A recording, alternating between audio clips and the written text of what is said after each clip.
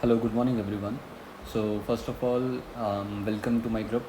So ये जो lectures हैं ये भारतीय नागरिक सुरक्षा संहिता के कंप्लीट लेक्चर्स होने वाले हैं.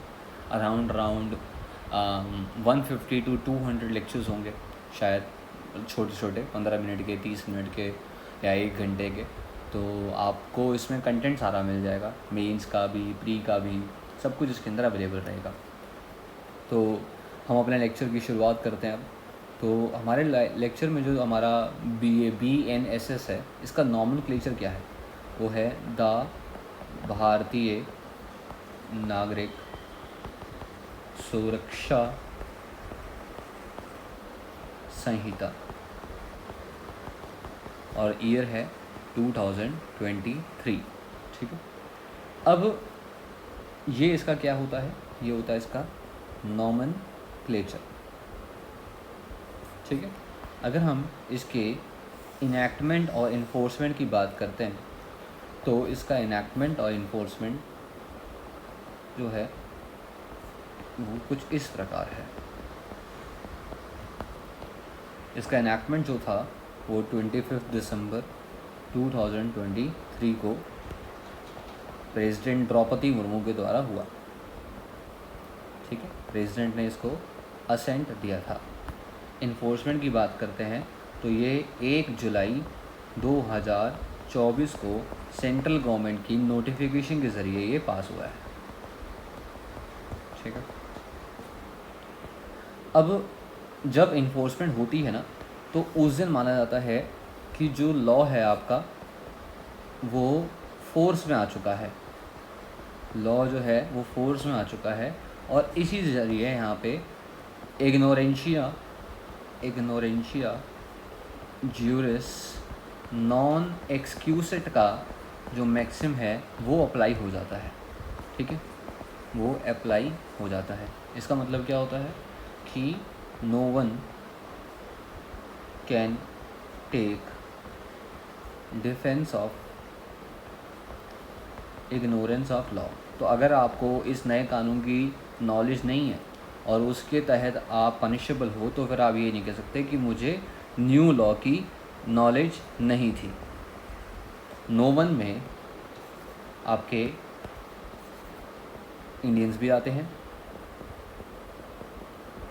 और आपके फॉरेनर्स भी आते हैं.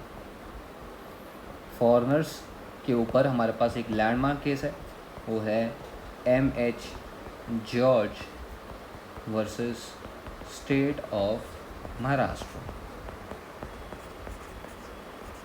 ठीक है.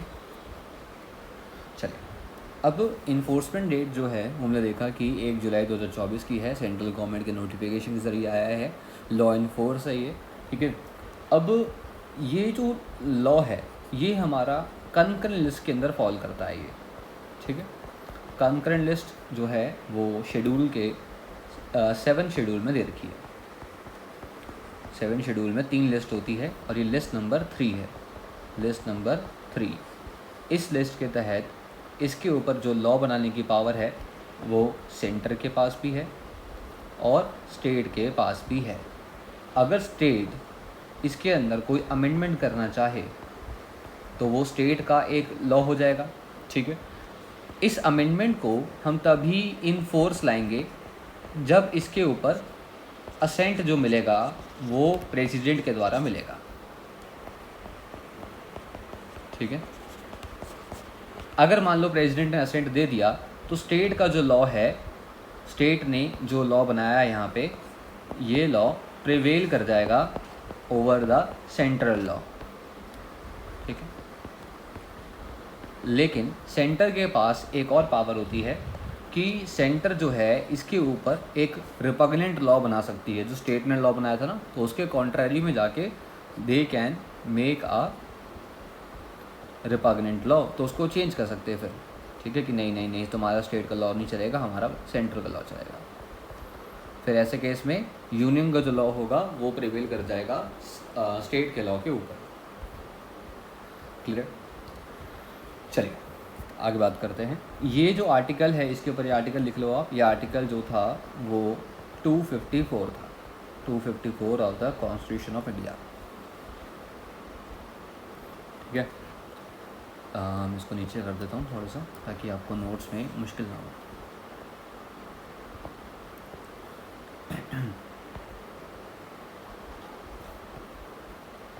चलिए इसको हाईलाइट कर लेते हैं। ओके, अब हम आगे बात करते हैं। तो अगर हम BNSS के प्रेम्बल के बारे में बात करते हैं अब, ठीक है, BNSS के प्रेम्बल के बारे में बात करते हैं, तो प्रेम्बल का ऑब्जेक्टिव क्या होता है कि ये जो लॉ का ऑब्जेक्टिव था, what was the objective of the law, वो उसके बारे में बताता है, ठीक है।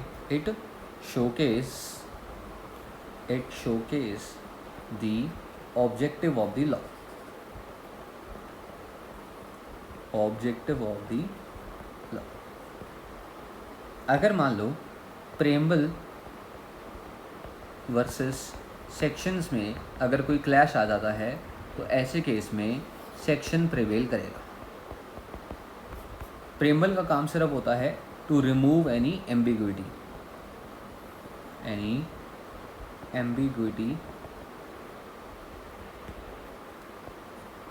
इन आ लॉ, ठीक है। क्या हम एम्बिग्विटी के केस में प्रेम्बल का इस्तेमाल करना हमारे पास बाइंडिंग है? No, it is not binding है, ठीक है, it's not binding to use it. ये सिर्फ इंटरप्रिटेशन में एक एड का काम करता है, ठीक है। प्रेम्बल का मेन काम क्या होता है? It serves as an aid to interpretation, serves as an aid to interpretation, ठीक है। क्लियर हो गया? चलिए आगे बात करते हैं।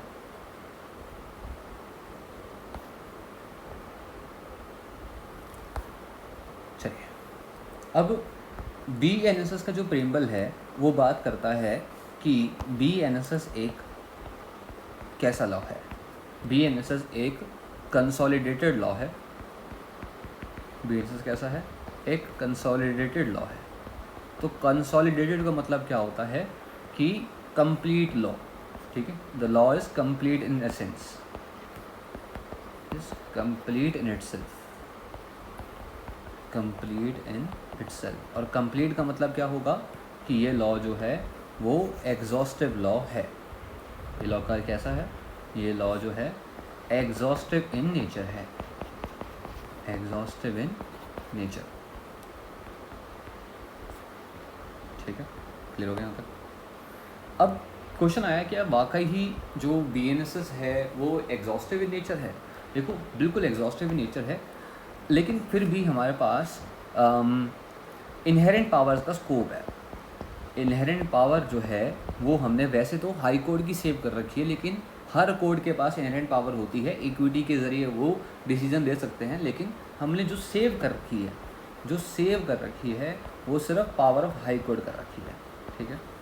अब जो हाई कोर्ट जो है वो BNSS के अंदर क्या कहते हैं, अगर लॉ साइलेंट है किसी मामले के ऊपर, वहाँ पर लॉ डिस्कस ही नहीं कर रहा कोई चीज़, तो फिर वहाँ पर हम हाई कोर्ट जो है इनहेरेंट पावर का इस्तेमाल कर सकता है। वैसे तो हर कोर्ट कर सकता है, लेकिन जो BNSS है उसके अंदर सेक्शन नंबर 528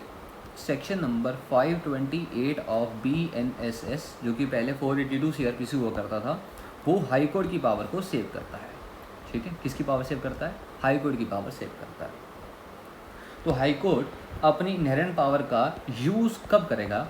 वो यूज़ तब करेगा when BNSS is silent on it, silent on any matter, ठीक है। एक तो पॉइंट ये होगा कि वो तभी इस्तेमाल करेगा जब BNSS साइलेंट हो गया है। दूसरी चीज़ वो इस्तेमाल करेगा 3 सिनेरियोज में, only in 3 scenarios, number 1, number 2 और नंबर 3। पहला वन है to secure the ends of justice, ठीक है, ताकि जस्टिस का मिसकैरेज ना हो, जस्टिस की ट्रेवेसिटी ना हो, ठीक है। उसको प्रोटेक्ट करने के लिए, एंड्स को सिक्योर करने के लिए इनहेरेंट पावर का इस्तेमाल किया जाता है। सेकंड पॉइंट आता है आपके पास कि to give any effect to any, और to give effect to any order, any word इस्तेमाल नहीं करते हैं यहाँ पे, to give effect to any order. ठीक है, मान लो एग्जांपल कोई कोर्ट ने ऑर्डर पास करा है, तो उसको अफेक्ट देने के लिए, उसको इम्प्लीमेंट करने के लिए हाई कोर्ट जो है इनहेरेंट पावर इन्वोक करवा सकता है। ठीक है, order made under the Samhita, made भी छोड़ दो, सीधे सीधे डायरेक्ट लिख लो आप, अंडर द संहिता। ठीक है, और तीसरा आता है to prevent the abuse of process of the court. देखो इसके अंदर एक बेस्ट एग्जांपल आता है, एक मतलब सोल एग्जांपल, जो मेन एग्जांपल है वो है क्वॉशिंग ऑफ FIR। अब इसके अंदर मैं कोई एक एग्जांपल समझाता हूँ। लेट्स सपोज ये एक ए नाम का पर्सन है, इसने फेक फॉल्स केस फाइल करा है, फॉल्स FIR फाइल करी है। ठीक है, अब उस पर बी के खिलाफ, अब बी के खिलाफ प्रोसेस शुरू होगा। ठीक है, तो जो प्रोसेस बी के खिलाफ इनिशिएट होगा, ठीक है, वो एक तरह से कोर्ट के प्रोसेस का एब्यूज़ होना है। ठीक है, इस FIR से वो एब्यूज़ होना है। तो इस एब्यूज़ को प्रिवेंट करने के लिए, इस एब्यूज़ को प्रिवेंट करने के लिए हाई कोर्ट जो है इस FIR को क्वॉश कर सकता है। High court can quash this FIR। अब ये पावर जो है ये सिर्फ हाई कोर्ट के पास है। क्वॉशिंग ऑफ FIR की पावर जो है वो सिर्फ हाई कोर्ट के पास होती है। ठीक है, क्लियर होगा? आप हाई कोर्ट में जाएं और अपनी FIR को क्वॉश करवा सकते हैं। क्लियर? चल, तो मैं इसको एक ईजी वे में कर देता हूँ।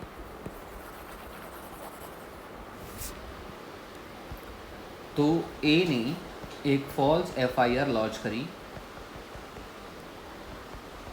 इसे कहा जाता है मैलिशियस प्रोसिक्यूशन। मैलिशियस प्रोसिक्यूशन, ठीक है, मैलिशियस प्रोसिक्यूशन का केस इसने लॉन्च करा एक तरह से। तो अब हाई कोर्ट जो ये जो है बी के खिलाफ करी, तो बी जो है can move to high court for quashing such FIR। और क्वॉशिंग ऑफ FIR पे कोई लॉ है ही नहीं, तो इसीलिए हाई कोर्ट जो है अपनी इनहेरेंट पावर का इस्तेमाल कर सकता है। यहाँ पे इनहेरेंट पावर का इस्तेमाल करेगा। क्यों करेगा? ताकि जो प्रोसेस है उसको एब्यूज़ होने से बचा सके, प्रोसेस को एब्यूज़ होने से बचा सके। क्लियर होगा? तो ये था हमारा इनहेरेंट पावर्स का स्कोप। अब हम आगे बढ़ते हैं। तो अब हम पढ़ते हैं सीधा सीधा जो सेक्शंस हैं, जो स्टार्टिंग के सेक्शंस हैं। तो पहला क्वेश्चन आता है कि क्या BNSS जो है वो उसका नेचर कैसा है, कि वो प्रोस्पेक्टिव नेचर का है कि वो रेट्रोस्पेक्टिव नेचर का है।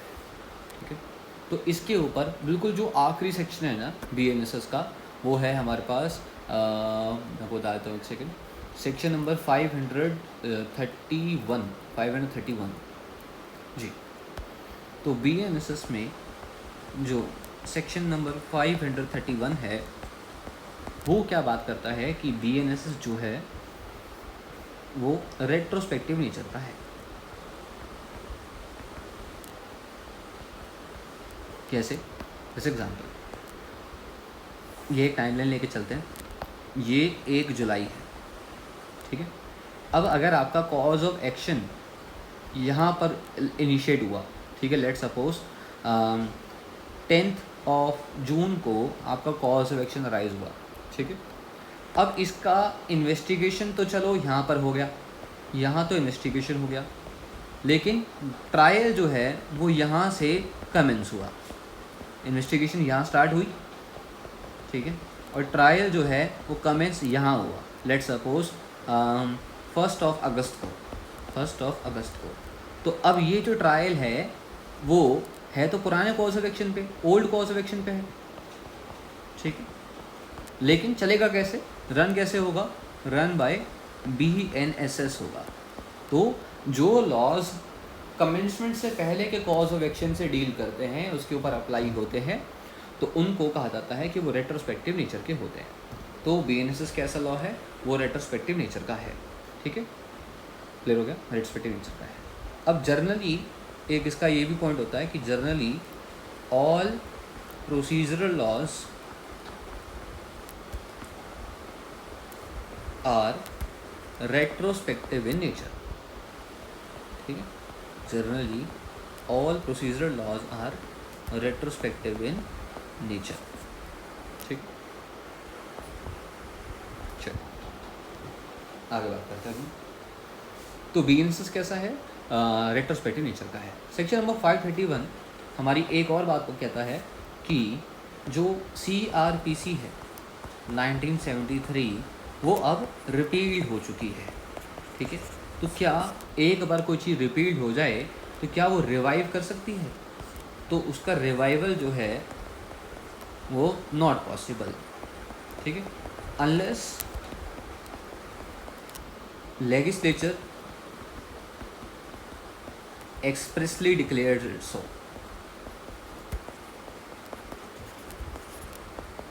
मतलब अगर लेजिस्लेचर चाहे तो एक्सप्रेसली बोले कि हम सीआरपीसी को ही वापस लाना चाहते हैं, तो इनको फिर एक न्यू लॉ बनाना पड़ेगा, जो कि बनाएंगे वो सीआरपीसी 2023 ऐसे, या फिर वो बोलेंगे कि जो ओल्ड जो सीआरपीसी था उसी को हम रिवाइव कर रहे हैं। ये जो पावर है ये जनरल क्लॉजेज एक्ट के सेक्शन नंबर 6 में देखने को मिलती है। ठीक है, आप जब जनरल क्लॉजेज एक्ट को पढ़ेंगे तो वहाँ पर आप देखोगे तो वहाँ पर ये देखने को मिलेगा आपको, section number 6 of general clauses act. ठीक है, रिवाइवल जो है इसका पॉसिबल नहीं होता। ठीक, अब एक और बात आती है कि जिस प्रोसेस से लॉ फोर्स में आता है उसी प्रोसेस से, सेम प्रोसेस से लॉ रिपील भी होता है। Sorry,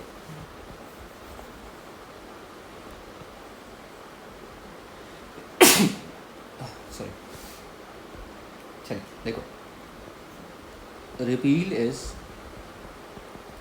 done by the same process by which a law comes into force।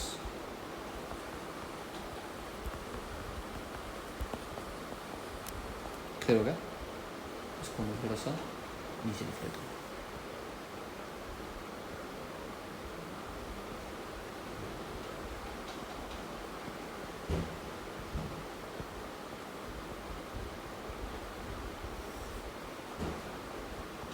ठीक है, तो जैसे सपोज हम एक एग्जांपल लेके चलते हैं कि मान लो बीएनएसएस जो है वो सिंपल मेजॉरिटी से आया था। तो अब बीएनएसएस को अगर आपने रिपील करना है तो सेम प्रोसेस फॉलो होगा। ठीक है, तो अगर हम सीआरपीसी की बात करें तो सीआरपीसी जब आई थी तब तो